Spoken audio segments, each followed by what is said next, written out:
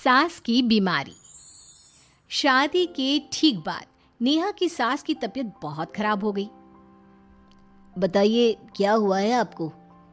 बेटे की शादी थी तो थकान हो गई। मौसम बदल रहा है तो जुकाम और बुखार हो गया। ऊपर से बहू के घर का खाना पता नहीं कैसा था कि पेट भी खराब हो गया। खाना तो बहुत बढ़िया था डॉक्टर साहब, सारे रिश्तेदार तारीफ कर रहे थे। रोहित की माँ इतनी कमज़ोर है कि ज़रा से में बीमार पड़ जाती है।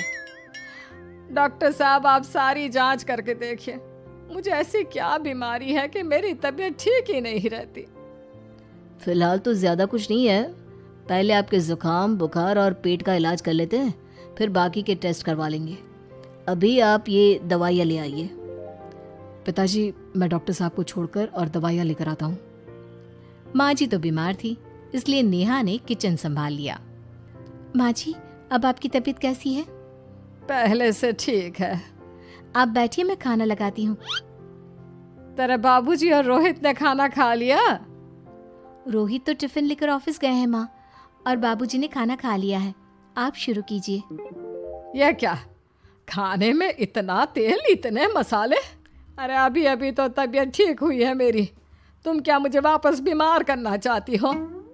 नहीं माँ जी, ऐसा नहीं है। क्या हुआ? देखो ये बहू ने कैसा खाना बनाया है। खाना तो बहुत ही स्वादिष्ट था।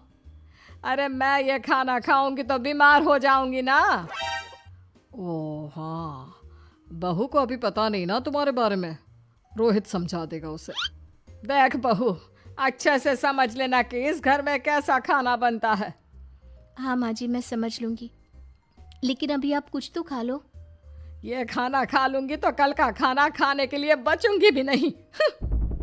सास की बातें सुनकर नेहा उदास हो गई। उसने रोहित के घर आती ही उससे माँ जी के खाने के बारे में पूछा। आज माँ जी ने मुझे खाने के लिए बहुत बुरा भला कहा। माँ को मसालेदार और तेल घी वाला खाना सूट नहीं करता, वो बीमार पड़ जाती हैं। ऐसी क्या बीमारी है माँ जी को?